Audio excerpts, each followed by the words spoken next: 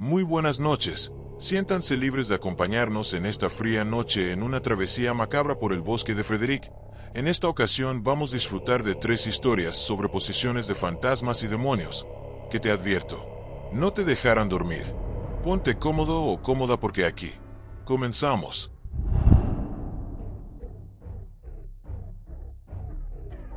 La canción del demonio.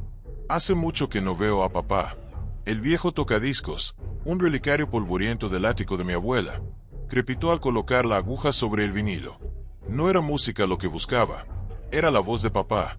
Aquella noche hace ya 15 años, cuando su risa se extinguió en el silencio helado de la casa, mamá me dio su disco favorito, el único consuelo tangible que me quedaba de él.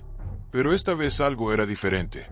En lugar de la melodía familiar, una distorsión chirriante arañó el aire.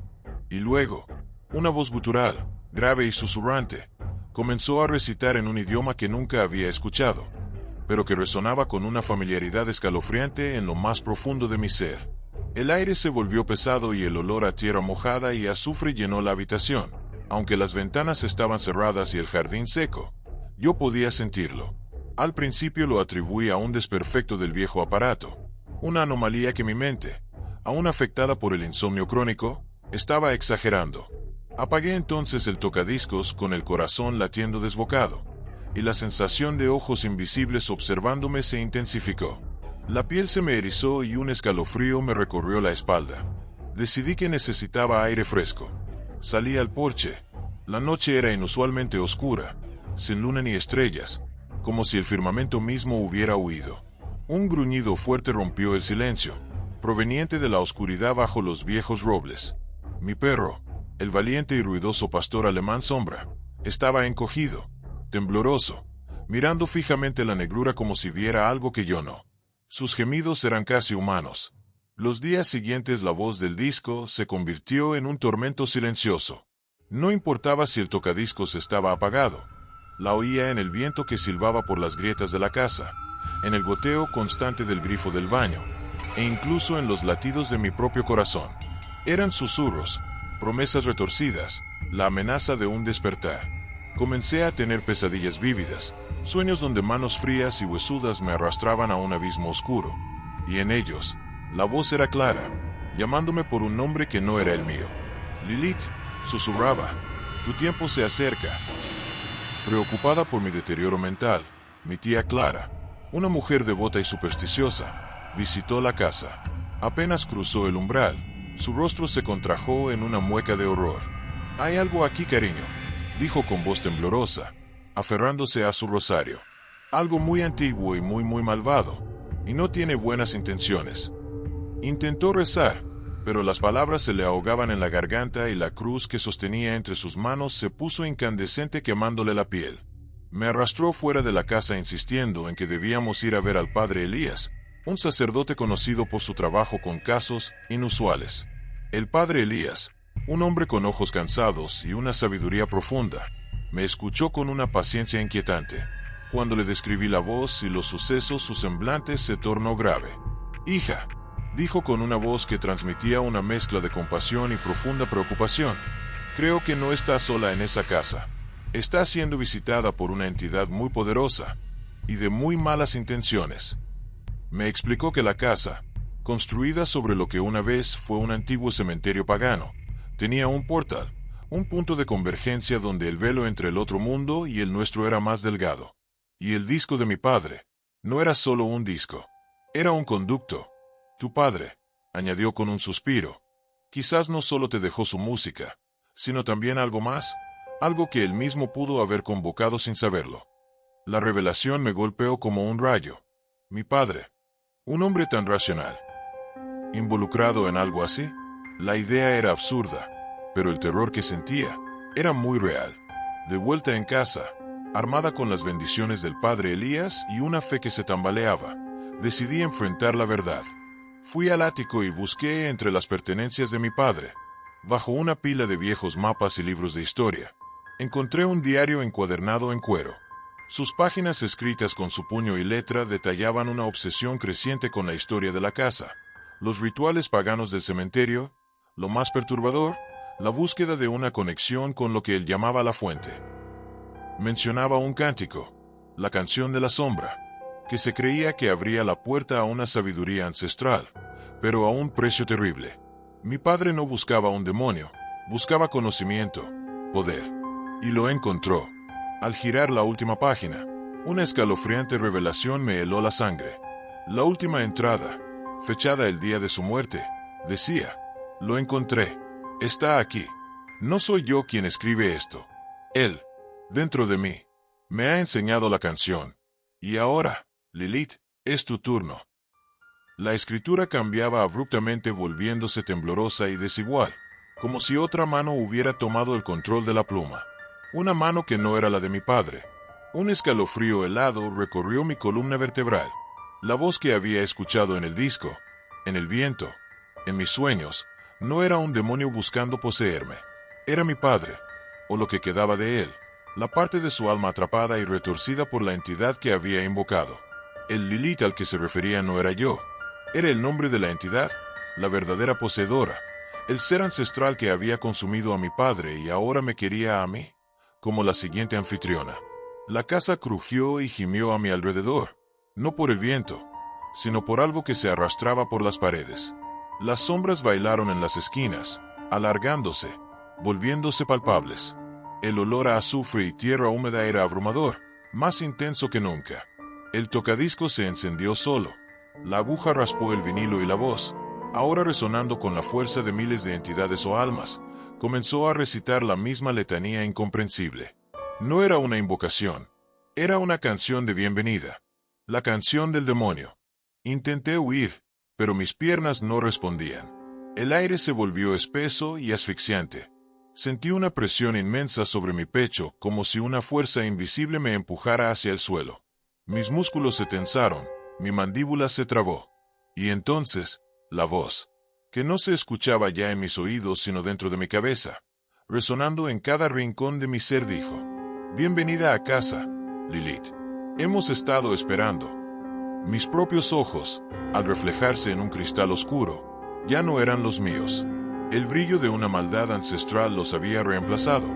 Un fulgor rojo que danzaba con una inteligencia terrible. Ya no era yo quien miraba sino otra cosa. La casa se sumió en una oscuridad total. El sonido del tocadiscos cesó abruptamente y solo quedó un silencio abismal, roto únicamente por una risa seca y chirriante. Una risa que no provenía de mi garganta, sino del fondo de mi alma, y que resonaba con una antigüedad y una crueldad que jamás creí posibles. Mis manos se levantaron lentamente, moviéndose con una gracia extraña, y mis dedos comenzaron a escribir en el diario de mi padre las palabras: ahora, ya somos uno. Y la canción del demonio continuó sonando, pero ahora, quien la cantaba, era yo. Los ecos de la mansión Blackwell. Para Elara, de 19 años, recién llegada de Londres a esta desolada mansión en los páramos de Yorkshire, el sonido era una constante banda sonora de inquietud. Había heredado la propiedad de un tío abuelo que apenas conoció, y aunque la herencia había resuelto sus problemas financieros, una sensación de opresión la envolvía desde el momento en que cruzó el umbral de la mansión. La primera noche el origen de una melodía infantil tenue y distorsionada la despertó. Provenía del antiguo piano en el salón, un mueble imponente cubierto por una sábana fantasmal. Al bajar las escaleras la música cesó. No había nadie en la habitación, solo el piano y la sensación persistente de una presencia invisible. El aire estaba helado y un olor a lavanda rancia flotaba en el ambiente, uno que Elara no recordaba haber percibido antes. Los días siguientes se convirtieron en una letanía de sucesos inexplicables. Objetos que cambiaban de lugar, sombras en los espejos, susurros que emanaban de las paredes. Un viejo libro encuadernado en cuero, encontrado en la biblioteca llena de volúmenes mohosos, se abría siempre en la misma página. Un grabado inquietante de una figura femenina con ojos oscuros y penetrantes. El nombre Isabelle estaba escrito con una caligrafía elegante al margen de la ilustración. Elara intentó encontrar explicaciones racionales a todo esto. La casa era vieja, propensa a corrientes de aire y a ruidos extraños. Su mente, aún lidiando con la soledad, quizás le estaba jugando trucos. Pero los fenómenos aumentaban. Una noche, mientras dormía, sintió unas manos frías y esqueléticas el rostro. Se despertó gritando con el corazón palpitando, pero la habitación estaba vacía. aunque la sensación de un aliento gélido en su mejilla persistía. Decidida a encontrar una respuesta, Elara visitó un pueblo cercano donde una anciana con la mirada penetrante le susurró historias de una joven llamada Isabelle Blackwood que había desaparecido misteriosamente a finales del siglo XIX. Se decía que su espíritu atormentado y furioso aún vagaba por la mansión. Ella no se fue en paz, jovencita, advirtió la anciana con voz ronca, y no le gusta que nadie la moleste. De vuelta en la mansión, la atmósfera se había vuelto opresiva. Elara sentía constantemente la mirada de alguien invisible que la seguía por los pasillos oscuros. El piano tocaba melodías por sí solo y el olor a lavanda se había intensificado, volviéndose casi nauseabundo.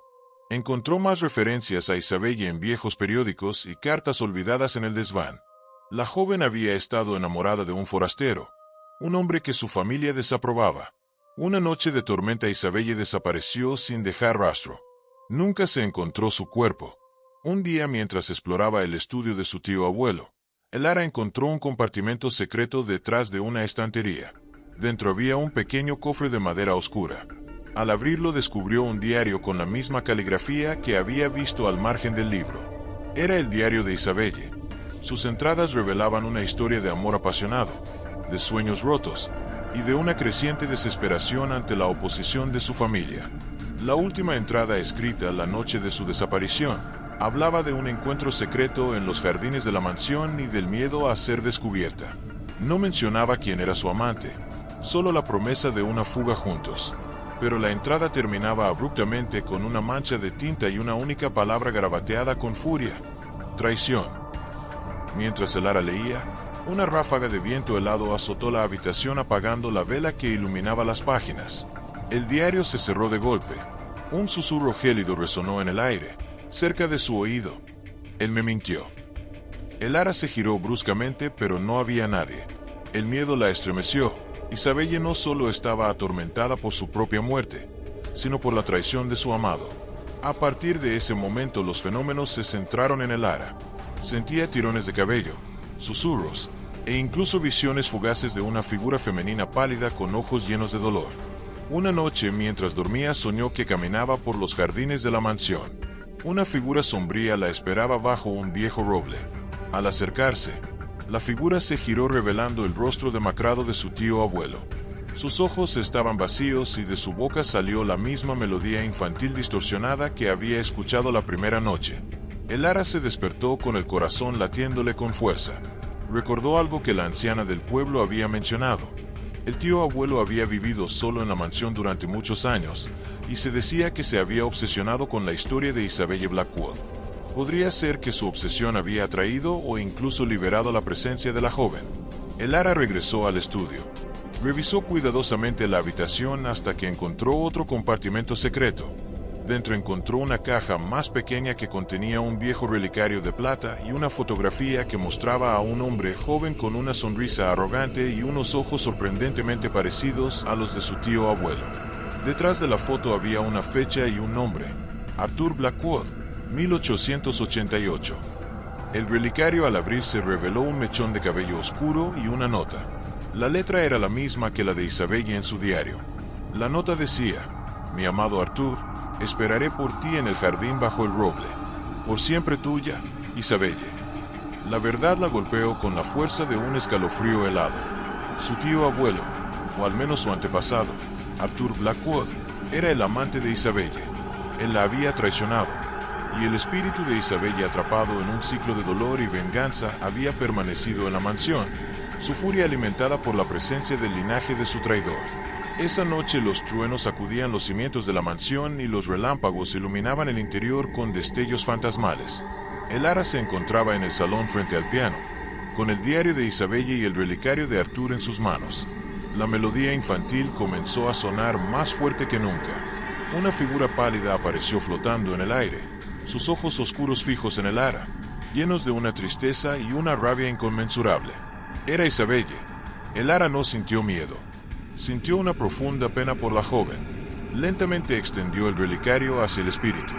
Isabelle, dijo con voz suave, sé lo que te hizo Arthur. Él te traicionó, pero yo no llevo su culpa.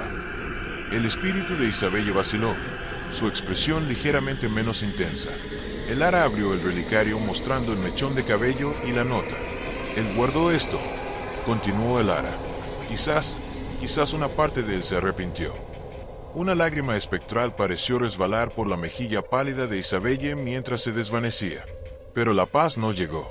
Al día siguiente el Ara encontró una nueva inscripción en el polvo del espejo. Tú eres de su sangre. La presencia de Isabelle ya no era de furia, sino de una tristeza implacable. Una sombra helada que la seguía a todas partes.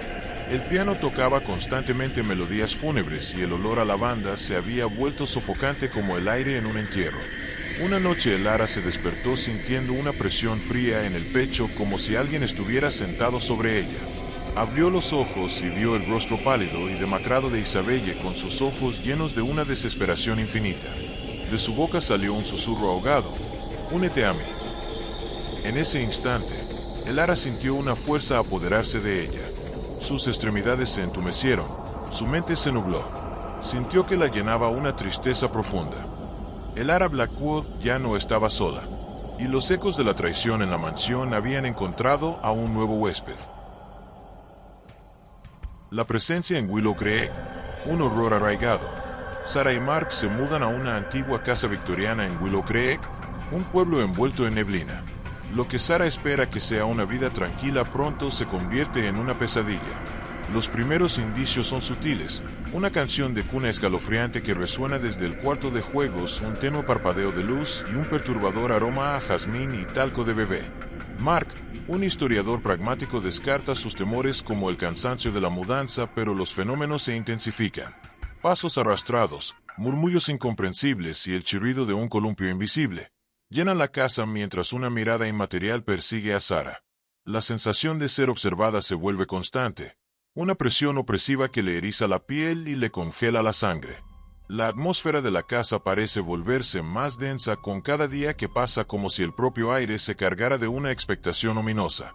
Un broche antiguo con la inicial E y un diario infantil de finales del siglo XIX revelan la tragedia de Eleanor, una niña que habitó la casa y hablaba de un amigo invisible. Las entradas del diario, inicialmente inocentes, se tornan oscuras y perturbadoras, describiendo juegos secretos y una dependencia cada vez mayor de este amigo. La última entrada, abrupta y garabateada, solo dice: «Él la quiere». La mención de él estremece a Sarah hasta la médula. La atmósfera se vuelve densa, el aroma a jazmín y talco sofocante, casi asfixiante, como un sudario dulce que envuelve cada rincón de la antigua morada. El escepticismo de Mark se convierte en una preocupante distancia. Sus ojos se vuelven vidriosos y ausentes, fijos en un punto más allá de Sarah, con una mirada vacía que le hiela el alma. Él ya no es el hombre con el que se casó. Hay algo más, algo que lo ha cambiado profundamente. Desesperada, Sarah busca respuestas en el pueblo.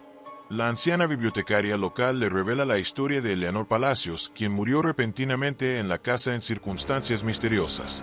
Se dice que Eleanor no estaba sola en su soledad, susurra la anciana con una seriedad escalofriante.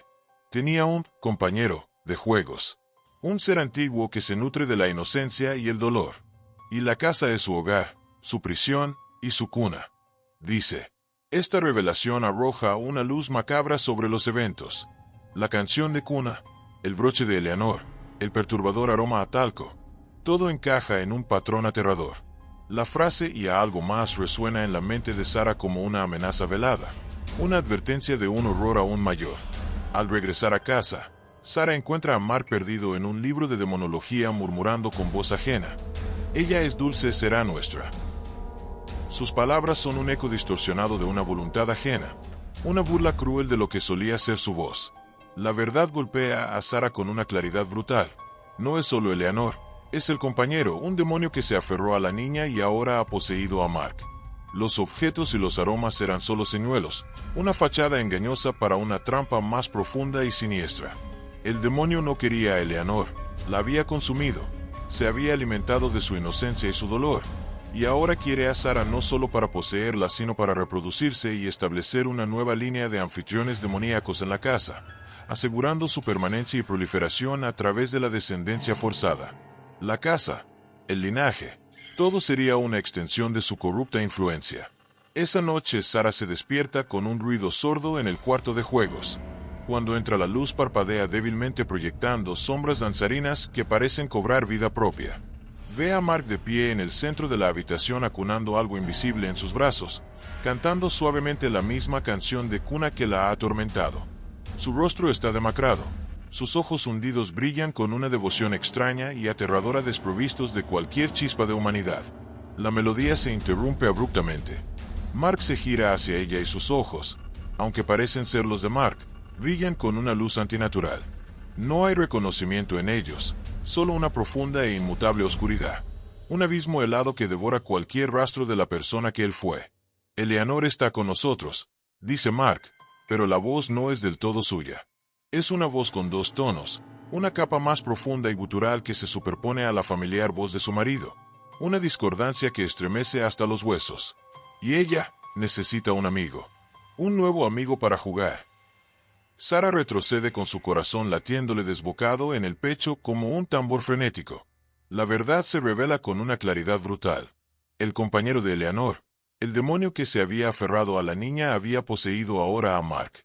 El broche, el diario, la canción de cuna, eran solo señuelos, la fachada de una trampa más profunda y maligna. El jazmín y el talco de bebé no eran de Eleanor, eran del demonio, la fragancia de su esencia corrupta disfrazada de algo que aparentaba ser dulce, un engaño para atraer a sus víctimas. El ser demoníaco no quería a Eleanor, la había consumido, la había vaciado, y ahora quería a Sarah, no solo para poseerla, sino para reproducirse, para establecer una nueva línea de demonios en la casa, condenando a su linaje a un destino de horror inenarrable. Un escalofrío glacial recorre a Sarah mientras las sombras de la habitación comienzan a alargarse, volviéndose tangibles como entidades acechantes que se ciernen sobre ella. La figura de Mark se desdibuja, la piel de su rostro parece estirarse desdibujándose y sus ojos se hunden convirtiéndose en pozos de oscuridad insondable, reflejos de la entidad que lo habita. Su voz se hace más grave y resonante, ya no una imitación sino una voz propia y ancestral que habla a través de la garganta de su marido. Un eco de abismos primigenios. Ella nos trajo aquí, y tú nos harás más fuertes, decía una promesa de tormento y una sentencia de esclavitud. El olor a jazmín y talco se transforma en un olor a azufre insoportable quemándole las fosas nasales, una señal inequívoca de la presencia demoníaca. Sarah intenta gritar, pero su voz no sale, ahogada por el terror. Siente un frío paralizante extendiéndose desde sus pies subiendo por sus piernas, invadiendo por completo cada fibra de su ser, congelándola por el miedo.